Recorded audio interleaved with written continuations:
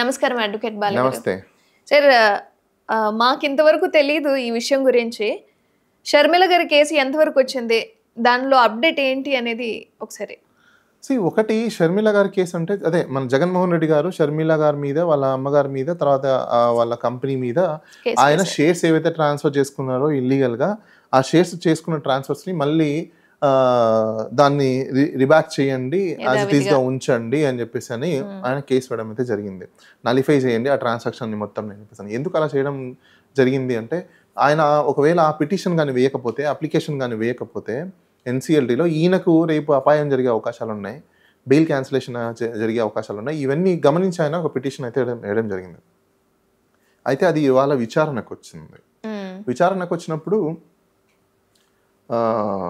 మరి రెస్పాండెంట్స్ ఎవరైతే ఉన్నారో, షర్మిల గారు కావచ్చు, వాళ్ళ మదర్ గారు కావచ్చు, ఆ కంపెనీ, ఇంకా మిగతా వేరే అందరు ఎవరైతే ఉన్నారో వీళ్ళందరినీ కూడా కోర్టు ఏం చేసిందంటే, మీరు డిసెంబర్ 13 లోపల కౌంటర్లు దాఖలా చేయండి, ఎవరెవరైతే వకాలత్లు ఫైల్ చేయలేదో వాళ్ళు కూడా వకాలత్లు ఫైల్ చేయండి అని చెప్పేసి కోర్టు పేర్కొనడం అయితే జరిగింది.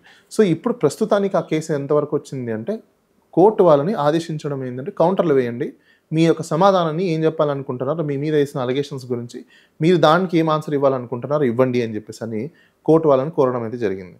సో ఇప్పుడు వాళ్ళు డిసెంబర్ 13న ఏం కౌంటర్ వేస్తారు, ఏం అలిగేషన్స్కి వాళ్ళు డిఫెన్స్ చేసుకుంటారు ఏంటి అనేది మనం అది కౌంటర్ ఫైల్ చేసిన తర్వాత కూడా మనకు తెలియదు. సో అప్పుడు దాకా కూడా మనం వెయిట్ చేయాల్సిన అవసరం అయితే ఉంది మనకు. ఓకే. సో బెయిల్ వచ్చింది రాదు అనేది బెయిల్ అసలు సమస్య లేదు కదా, ఎందుకంటే ఇది ఒక కంపెనీ అప్లికేషన్. కంపెనీ అప్లికేషన్లో బెయిల్ అనేది కాన్సెప్టే ఉంటుంది మనకు.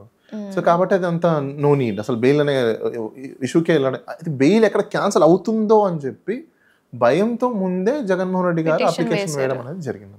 సార్ నార్మల్గా ప్రతి ఒక్కరికి ఉన్న డౌట్ ఏంటి అంటే, రాజశేఖర్ రెడ్డి గారి ఆస్తులు ఆల్రెడీ సపరేట్ అయ్యాయి, పనిచేసుకున్నారు అని చెప్పి ఒక పాయింట్ ఉంది.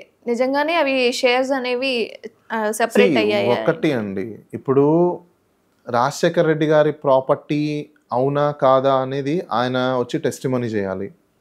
ఇప్పుడు ఆయన లేరు, వాళ్ళ అమ్మగారు కూడా ఇప్పుడు ఏ విధంగా టెస్టిమనీ చేస్తారు అనేది ఇంపార్టెంట్. ఇప్పుడు ఒక తండ్రి ఒక కొడుక్కి ₹1,00,00,000 డబ్బులు ఇచ్చాడు అనుకోండి సపోజ్, ఆ ₹1,00,00,000 ఆ కొడుకు తన మేధస్సుతో, తనకున్న నాలెడ్జ్తో, తనకున్న టాలెంట్తో దాన్ని 100 కోట్లు చేశాడు అనుకోండి, కుటుంబంలో సభ్యులందరూ వచ్చేసి అది నాన్న ఇచ్చాడు కాబట్టి నాకు కూడా వాటా ఉంది, నాకు ఇచ్చామంటే అవుతుందా? ఇన్కమ్ ట్యాక్స్లు కట్టింది ఎవరి పేరు మీద, బిజినెస్ రన్ చేసింది ఎవరి పేరు మీద, బిజినెస్ పెట్టింది ఎవరి పేరు మీద, టాలెంట్ యూజ్ చేసింది ఎవరు, ఇవన్నీ కన్సిడరేషన్లో చాలా వస్తాయి. సో అంత ఈజీ కాదు. అదే తండ్రి పేరు మీద ఉన్న ఆస్తి కొడుకు సంపాదించి తండ్రి పేరు మీద పెట్టి ఉంటే అప్పుడు మీరు అడిగారంటే కూడా ఒక వాస్తవం ఉంది. అప్పుడు నా పేరు పెట్టలేదు, కాకపోతే ఇప్పుడు నాన్న చెప్తాడు, 100 చెప్తాడు నాన్న. ఇప్పుడు నాన్న ఆయన కూడా అంటాడు, ఇప్పుడు నాన్న చెప్పాడు నీ దగ్గర ₹1 కూడా పెట్టద్దు అన్నాడు, మొత్తం ఇచ్చేమన్నాడు, ఇచ్చేస్తారా? అంతే కదండి. ఇప్పుడు ఆయన లేరు కాబట్టి వచ్చి ఆయన విట్నెస్ చెప్పలేడు. ఇప్పుడు జగన్మోహన్ రెడ్డి గారు కూడా అంటారు, అవును నాన్న చెప్పాడు నాకు, నీకు 50 వచ్చిన తర్వాత మొత్తం ఆస్తంతా తీసేసుకోమని చెప్పాడు, నువ్వు ఇచ్చేయాలంట కదా, ఇప్పుడు అంటే ఇచ్చేస్తుందమ్మా. సో ఇది ఎలా ప్రూవ్ అవ్వదో అది కూడా అలానే ప్రూవ్ అవ్వదు. సో కాబట్టి కోర్టుకి వెళ్ళినా వాళ్ళకి వచ్చే అవకాశాలు అయితే చాలా తక్కువ.